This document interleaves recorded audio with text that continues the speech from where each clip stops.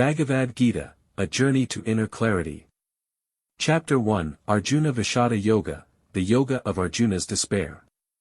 The Bhagavad Gita opens on the battlefield of Kurukshetra.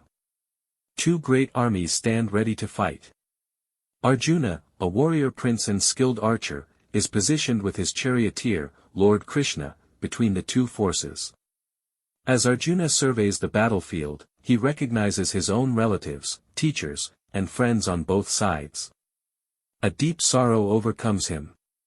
The reality of war becomes too personal. He is torn between his duty as a warrior, Kshatriya Dharma, and his love and respect for those he must fight. His body trembles, his bow slips from his hands, and his heart fills with despair. He begins to question the purpose of this conflict.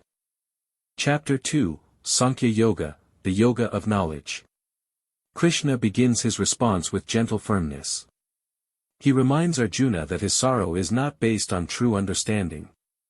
The wise do not grieve for the living or the dead, Krishna says, because the soul, Atman, is eternal, unborn, and indestructible. This chapter introduces Sankhya, the path of knowledge.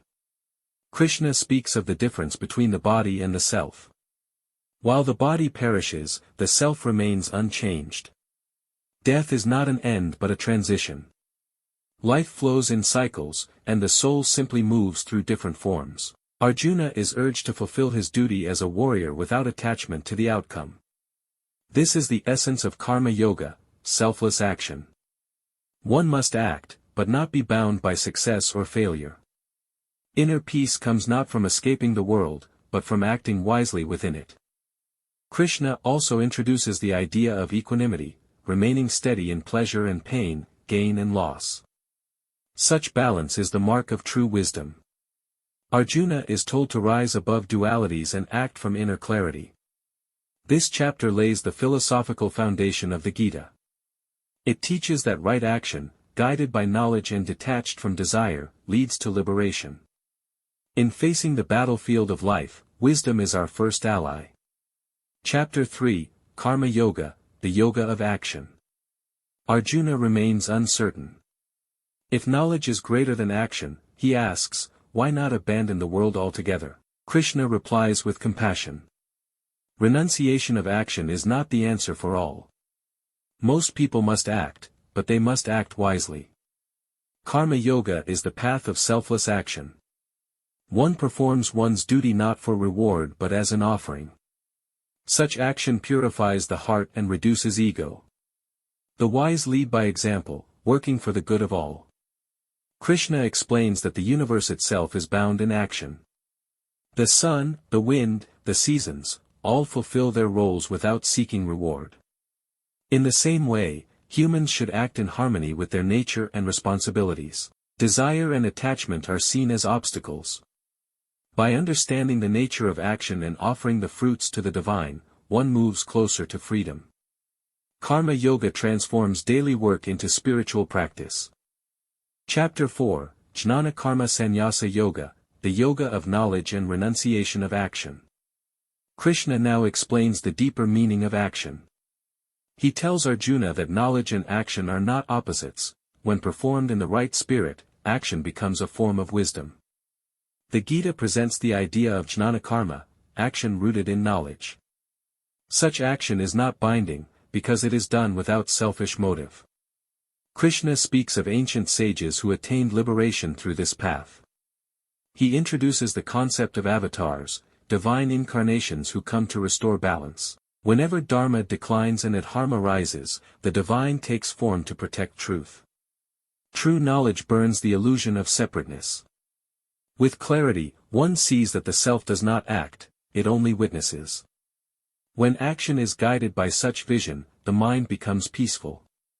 Krishna encourages Arjuna to act with devotion, surrendering the fruits of all efforts. In this union of knowledge, action, and devotion, the soul finds rest. Chapter 5, Sannyasa Yoga, the Yoga of Renunciation. Arjuna asks again about the better path, renunciation or action. Krishna explains that both lead to liberation, but karma yoga, acting without attachment, is more suitable for most. Renunciation is not about outward withdrawal, but inward detachment. A true renunciate does not abandon work, but ego and desire. Even while acting in the world, such a person remains untouched. The soul that acts with equanimity, without craving or fear, becomes free. Pleasure and pain, praise and blame, all are accepted with the same calm. This balance is called sthitaprajna, steady wisdom. Krishna describes the state of the realized being, serene, self-contained, seeing the self in all. Such a person is not disturbed by outer changes, for the light within is constant. Freedom is not an escape, but in clear, conscious living.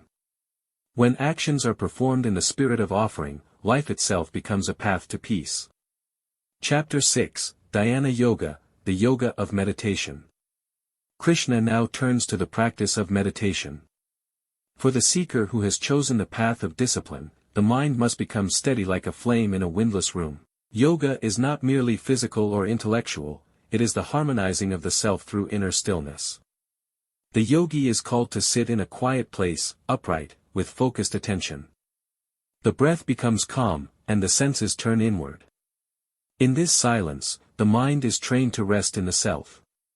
Gradually, distractions fade, and one abides in a deep inner presence.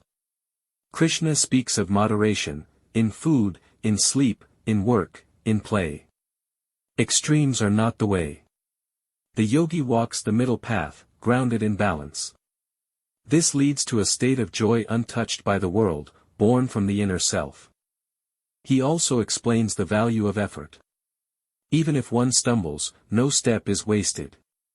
The sincere seeker is never lost. In future lives, the soul continues its journey, eventually reaching the goal. Among all seekers, the one who brings love into their practice is most dear. Devotion purifies and uplifts the heart. The yogi who lives with faith, who surrenders the fruits of practice, finds peace within. This chapter is a guide to inner discipline. Meditation is shown as a bridge to higher awareness, not by escaping the world, but by knowing the self beneath its noise. In silence, the eternal voice is heard. Chapter 7, Jnana Vijnana Yoga, the Yoga of Knowledge and Wisdom. Krishna now reveals the deeper nature of the divine. He explains that everything arises from him, the elements, the mind, the ego, and the senses. Though he pervades all creation, he remains beyond it, untouched and infinite. Many seek the divine for worldly reasons, health, success, security. But the rare one seeks knowledge and union. Such a seeker desires truth above comfort. Krishna affirms that all paths, even those driven by desire, eventually lead to him, for he is the ultimate aim of all seeking. True wisdom is to know the divine both as the formless essence and as the manifest world. To see unity in diversity is the beginning of clear vision. Chapter 8, Akshara Brahma Yoga, the Yoga of the Imperishable. Arjuna asks about the soul, the supreme, and what happens at death. Krishna replies that those who remember the divine at the time of death attain union with the eternal. The final thought at life's end carries the soul forward. He speaks of the unchanging Brahman, the imperishable reality. Yogis who master their life force and meditate on the divine light reach the timeless abode. Krishna describes two paths, one leading to liberation, and another to rebirth. The wise choose the upward path, through discipline and devotion. Chapter 9, Raja Vidya Raja Guhya Yoga, the Yoga of Royal Knowledge and Royal Secret. Krishna shares the most sacred knowledge, that the divine is within all beings and yet beyond them. This is the royal knowledge because it frees the heart. It is the royal secret because it is grasped not by intellect but by faith and love. He speaks of devotion as the highest path. One who offers even a leaf, a flower, or a drop of water with a pure heart is received with joy. The divine is near, not distant. No one is excluded, even the sinful, if they turn with sincerity, are uplifted. Faith in the divine, lived through simple, sincere acts, transforms the soul. Chapter 10, Vibhuti Yoga, the Yoga of Divine Glories. Krishna now speaks of his manifestations. Wherever there is brilliance, power, beauty, or wisdom, it is a reflection of his presence. From the mountains to the rivers, from the sages to the warriors, he is the best of all. He reveals that knowing these divine glories deepens one's devotion. To see the sacred in the world is to walk in wonder. Devotion becomes effortless when one sees all life as a revelation of the divine. Chapter 11, Vishwarupa Darshana Yoga, the Yoga of the Vision of the Universal Form. At Arjuna's request, Krishna grants him divine sight. In a moment, Arjuna beholds the cosmic form, vast, infinite, containing all beings, all time, all destinies. He sees creation and destruction within the same divine frame. This vision is overwhelming, sublime and terrible. Arjuna bows in awe and fear. He sees that the divine is not only loving but also all-consuming. Krishna reminds him that his role in the battle is already part of a larger design. He is to act as an instrument. The vision teaches that the divine is both personal and cosmic, both near and infinite. Chapter 12, Bhakti Yoga, the Yoga of Devotion. Arjuna asks whether devotion to the formless or to the personal God is better. Krishna replies that both paths lead to the same goal, but devotion with form is easier for most. He describes the qualities of a true devotee, free from hatred, steady in mind, content, compassionate, without pride, unaffected by praise or blame. Such a person is dear to him. Bhakti Yoga is a path of love. It does not demand renunciation of the world, but a heart open to the divine in all things. Chapter 13, Kshetra Kshetrajna Vibhaga Yoga, the Yoga of the Field and the Knower of the Field. Krishna explains that the body is the field, kshetra, and the self is the knower, kshetrajna. The field is ever-changing, but the knower is eternal. He outlines the qualities that lead to wisdom, humility, patience, self-control, non-attachment, and devotion. To know the difference between the self and the body is the beginning of true understanding. This chapter is a contemplative inquiry into the nature of consciousness. Chapter 14, Gunatraya Vibhaga Yoga, the Yoga of the Three Gunas. Krishna speaks of the three gunas, sattva, purity, rajas, activity, and tamas, inertia, which bind the soul to the body. Every thought, action, and mood arises from these forces. Sattva uplifts, rajas binds through desire, and tamas veils the mind in ignorance. The goal is to rise above all three, resting in the self beyond nature. Freedom lies in recognizing these forces, not being ruled by them. The realized soul watches their play without attachment. Chapter 15, Purushottama Yoga, the Yoga of the Supreme Person. This chapter describes the eternal soul in poetic metaphor, as a tree with its roots above and branches below. The world is a reflection, and to reach truth, one must cut through illusion. Krishna reveals the Supreme Self, higher than both the changing world and the unchanging soul. Knowing this Purushottama brings liberation. Chapter 16, Daivasura Sampad Vibhaga Yoga, the Yoga of Divine and Demonic Qualities. Krishna contrasts the qualities that lead to liberation and those that lead to bondage. Humility, forgiveness, truth, and compassion are divine qualities. Pride, anger, and hypocrisy are the marks of ignorance. Each soul has the choice to cultivate light or fall into confusion. The Gita encourages self-observation and conscious living. Chapter 17, Shraddhatraya Vibhaga Yoga, the Yoga of the Threefold Faith. Faith is shaped by the gunas.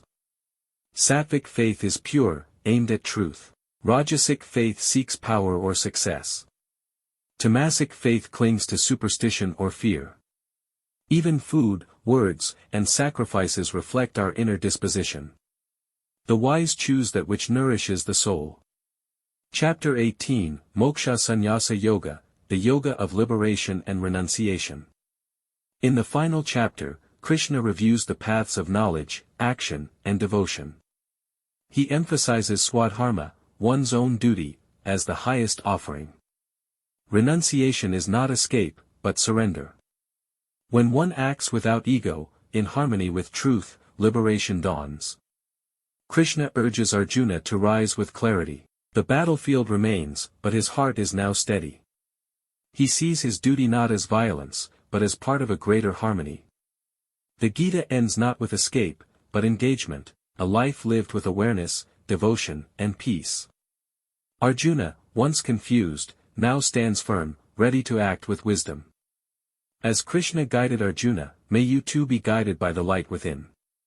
Let Dharma lead your steps, and wisdom soften your heart. Peace be with you.